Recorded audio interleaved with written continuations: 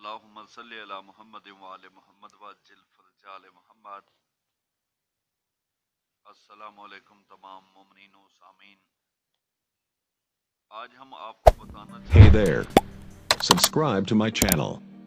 and also कि press this शराय bell icon. अशरिया में ये जो दो नमाजें इकट्ठी पढ़ी जाती हैं, इनकी क्या वजह है, क्या सबब है। इसमें कोई जिद नहीं है, कोई झगड़ा व लड़ाई का सिलसिला नहीं है,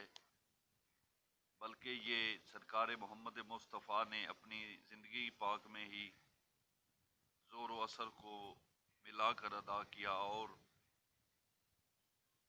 मगरिबैन भी यानी नमाज मगरिब और नमाज ईशा को भी मिलाकर पढ़ा। और अगर आप इसको चंद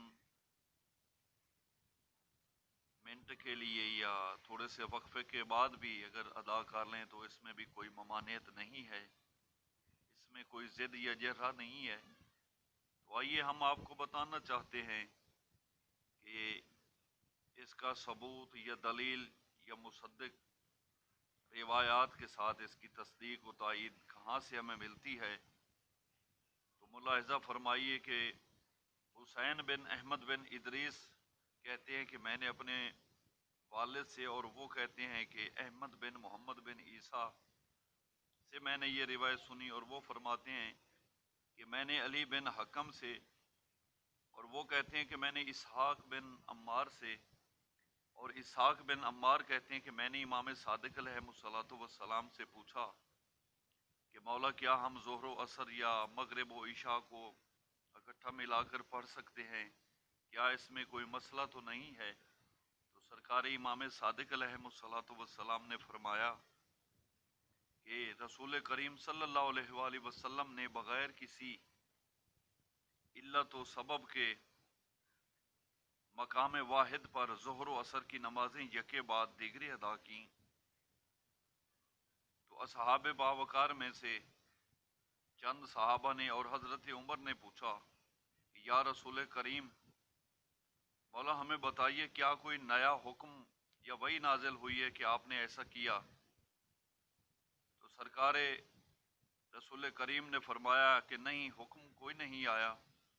आप अलैहिस्सलातु वस्सलाम ने फरमाया मैं चाहता हूँ कि अपनी उम्मत को इसमें वसअत व कुशादगी अता फरमाऊँ। इसी तरह हज़रत इमाम सादिक अलैहिस्सलाम से ही रिवायत है कि दो नमाजों को जमा करके पढ़ा जा सकता है, और सरकार रसूल करीम ने ये हुक्म पाक दिया है और फरमाया था कि वो अपनी उम्मत के लिए तखफीफ चाहते हैं। इसके अलावा दीगर आइम्मा ताहिरीन अलैहिमुस्सलातु वस्सलाम से भी रिवायात मनकूल हैं। इसमें मैं आपके लिए एक और रिवायत भी बयान कर देता हूँ कि मोहम्मद बिन अली कहते हैं कि मैंने अली बिन अब्दुल्ला विराग से, और वो फरमाते हैं कि मैंने अली बिन मोहम्मद बिन हसन गुज़वैनी अलमरूफ इब्ने मुकिबरा से, इन दोनों ने कहा कि हमने साद बिन अब्दुल्ला से, और वो कहते हैं कि मैंने अब्बास बिन सईद अजरुक से, और वो कहते हैं कि मैंने ज़ुहैर बिन हरब से, और वो फरमाते हैं कि हमने सईद बिन जुबैर से, और वो कहते हैं कि हमने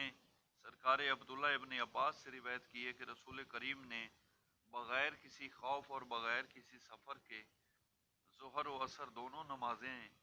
जमा करके पढ़ीं, ताकि आप अलैहिस्सलाम की उम्मत में से किसी एक को भी इस वक्त पढ़ने में हर्ज ना रहे। इसके अलावा मोहम्मद बिन हसन गुज़वैनी कहते हैं कि हमने साद बिन अब्दुल्ला से, और वो कहते हैं कि मैंने मोहम्मद बिन अब्दुल्ला इब्न अबी खलिफ से, और वो कहते हैं कि हमने अबू याला बिन लैस से, और वो फरमाते हैं कि हमने औन बिन जाफ़र मखजूमी से, और वो कहते हैं कि हमने दाऊद बिन कैस फराह से, और वो कहते हैं कि हमने गुलाम सहले से, और ये सिलसिला जनाब अब्दुल्ला इब्न अब्बास से होता हुआ سرکار رسول کریم کی بات زبان اطہر سے کہ آپ نے بغیر کسی بارش یا سفر کے ظہر و عصر کو جمع کر کے اور مغرب و عشاء کو جمع کر کے پڑھا، تو جناب عبداللہ ابن عباس نے کہا کہ اس سے آن حضرت صلی اللہ علیہ وآلہ وسلم کا مقصد کیا تھا؟ تو انہوں نے کہا کہ اس سے آن حضرت صلی اللہ علیہ وآلہ وسلم کا مقصد اپنی امت کو وقت نماز میں وسعت دینا تھا۔ تو سامعین میں ایک دوسرے میں کوئی اختلاف نہیں ہے، یہ سلسلہ سنت نبویہ ہے، اس میں کوئی من گھڑت کہانی نہیں ہے اور نہ ہی کوئی ذاتی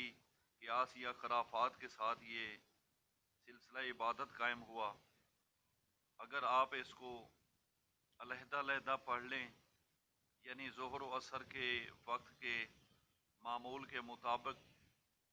ظہر و عصر کے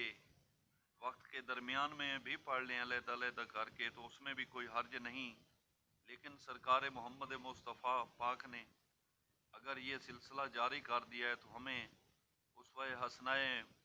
مصطفی پر عمل کرتے ہوئے